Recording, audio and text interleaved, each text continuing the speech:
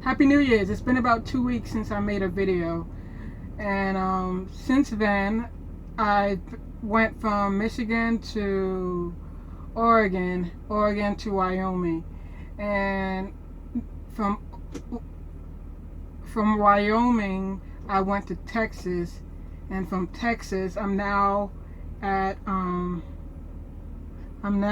in Virginia, heading to Pennsylvania. But between all those stops, some interesting things happened. I was on I-84.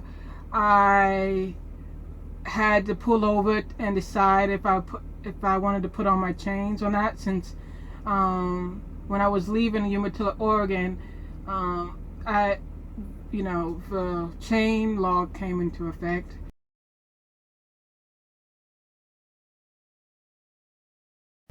I also made a stupid decision to stop on an icy incline, which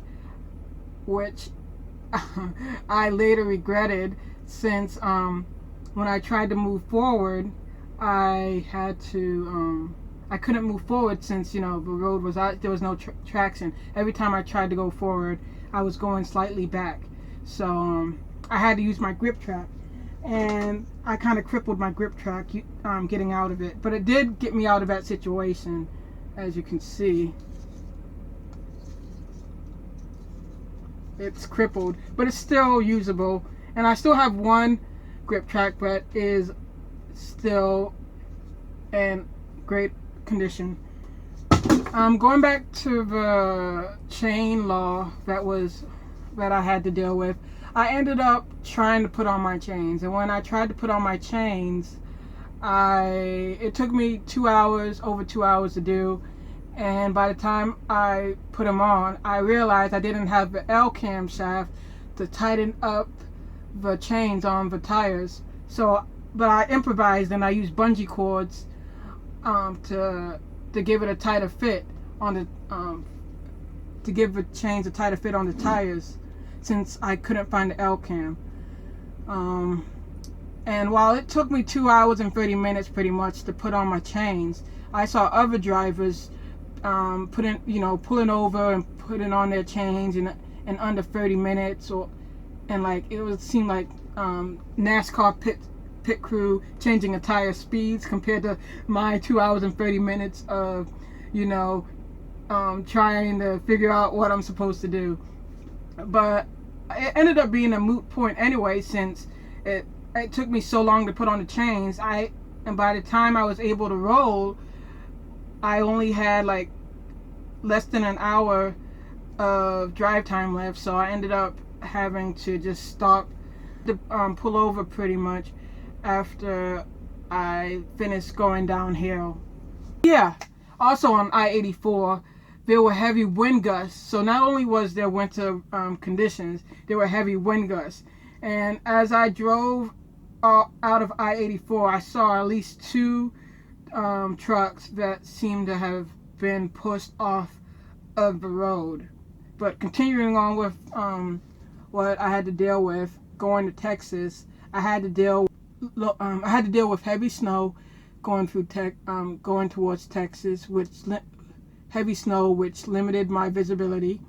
There was times where the roads were just covered in snow, so you didn't know really what lane you were in. Sometimes you just had to slow down, and there was the occasional heavy winds. But luckily, I was a heavy load.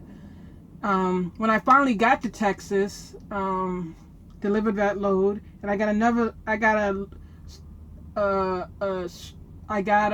that only had like 300 or so miles to it, and I had to deliver this load to a small town in somewhere in Texas.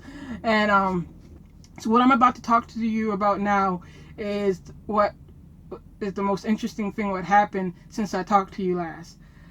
I got a citation, which you probably already guessed, since I named my title, Sighing Citation. So this is the main event story. So after I delivered this load to a certain certain location in a small town area in Texas. I took my 10. I was on my way to another location to pick up a load, and by this time it was around 11 o'clock at night. So keep that in mind. So I was leaving. I was, heading out of that area, heading out of that town, and going back on the proper route to get to where I needed to go. And when I was like half a mile from making my turn, this call started to kind of tell me, and I didn't realize that this call was a DOT officer, and I don't think it would have made much of a difference of what I did and since I didn't realize that it was a DOT officer telling me, I tried to let that person pass me. So I went to the next lane, and that car followed me to the next lane.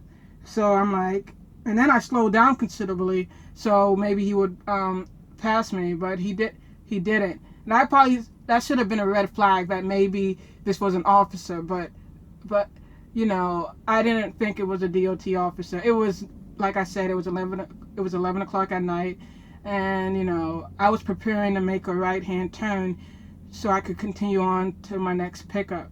So since that person followed me when I changed to the left lane, I signaled that I slowed down a little bit more, and I signaled that I was going to make a right-hand turn into the next road,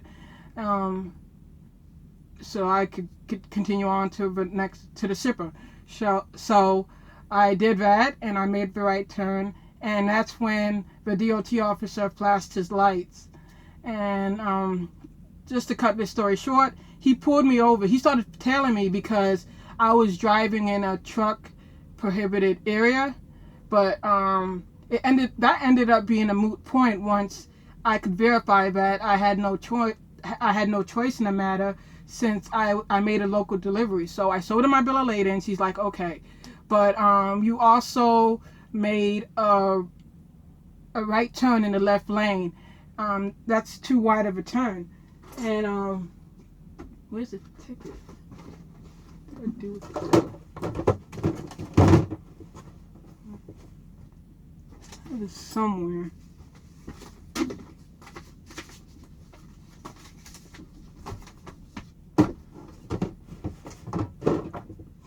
What did I do with it? Here we go. Yeah, so what he got me on is failure to make a right turn as close as possible to the right-hand curve. Turn from the left lane. So normally I wouldn't do that.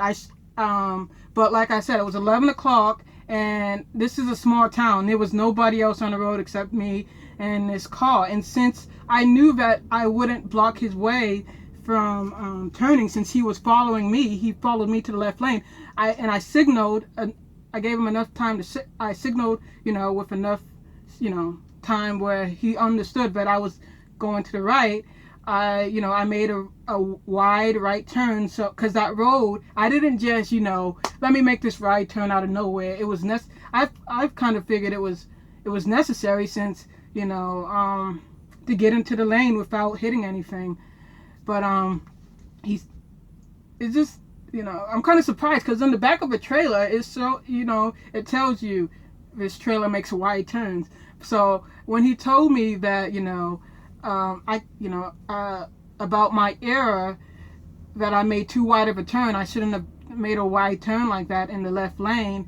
I said, normally I wouldn't do that if it was daily traffic. I would have made a tight turn. It's just that there was nobody on the road except for that car in the back, telling me, and I saw that you also moved to the left lane, so I signaled telling you that I was going to turn right. So, but yeah, I'm kind of surprised that I actually could get a citation because of that, since but I don't normally do that, make a wide turn from the left lane. It's just that there was nobody There was nobody there on the road except for me and him. And 100% that when I made that turn wide, I wouldn't hit anything. So he told me that the main reason he pulled me over, like I said before, was because he thought I was just driving in that area for no reason. But once I showed him the bill of ladings, he saw that, you know, I had a good reason to go that way, to go get to my next delivery. He dropped that, and he just kind of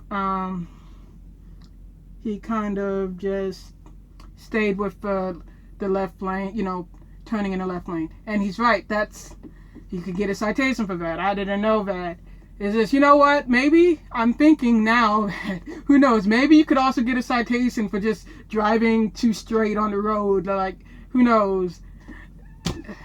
But anyway, once he said, okay, you're cleared about driving in a truck prohibited lane since you were making a local delivery. We're gonna do a level 3 inspection, and I will write you a warning citation. And with this level 3 inspection, there will be a warning you will get a warning citation about turning right in the left-hand lane. So I'm like, okay. The inspection, you know, everything passed the level 3 inspection with flying colors, and I got that citation.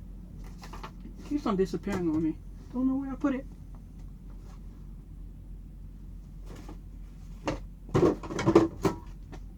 There we go.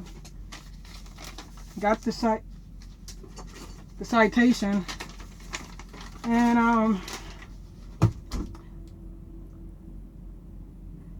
oh, and let me just mention this. When I got out of the truck and we started to talk, he kind of it seemed like he was prepared for me to be rude and, you know, confrontational. But once he found out that I wasn't, we ended up having, you know, a good conversation, and he kind of, you know, loosened up. I guess that's probably not the right word, but became more friendly since he saw that I wasn't being rude. And, you know, I relaxed too once I relaxed more too once I knew that I was just getting a warning citation. And, you know, we talked about what I should have done, and I listened to him, and I'm like, no, yes, normally I would have done a button hook, and I know he's right. I should have did a button hook turn. I'm gonna, you know, try to do that more often. This whole thing took about 40 minutes to an hour for me to get on my way,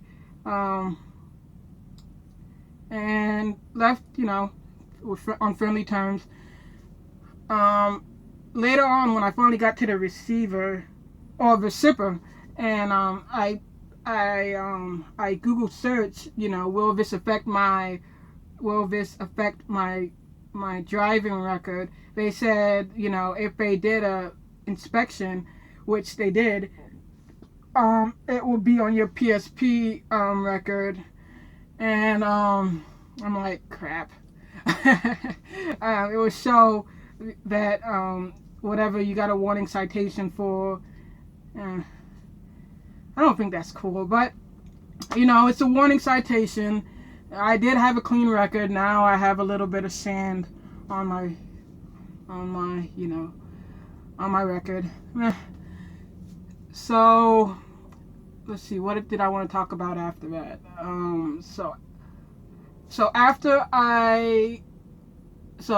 Other than that situation where I got a citation, I really enjoyed my stint in Texas. I was in Texas for about 5 days, pretty much, doing small runs.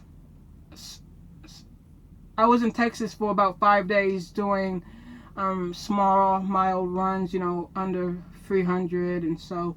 And normally I don't like being in Texas, but the weather was awesome. And, you know, compared to what I had to deal with in the northwest area of America and, get into Texas. I was really, I didn't mind being in Texas for so long. So now I got this load going to Pennsylvania, and I'm in Virginia, and I haven't had to deal with any bad weather so far. And is there anything else I want to talk about? For my New Year's resolution, I'm trying to juggle with 4. I know how to juggle with 3, but I can't do 4. I can't. I don't understand how to do. How do they do it? Oh my God. Okay, whatever. Well, that's my New Year's resolution. And was there anything else I wanted to talk about? And I remember some of the stuff I wanted to talk about. I didn't go home for Christmas, and seeing my paycheck for that week, I still have no regrets about not going home for Christmas. I think that check looks pretty good, and in that paycheck, it also includes my safety bonus. So it's not only the Christmas bonus, it also has my safety bonus. So here's a picture of it now.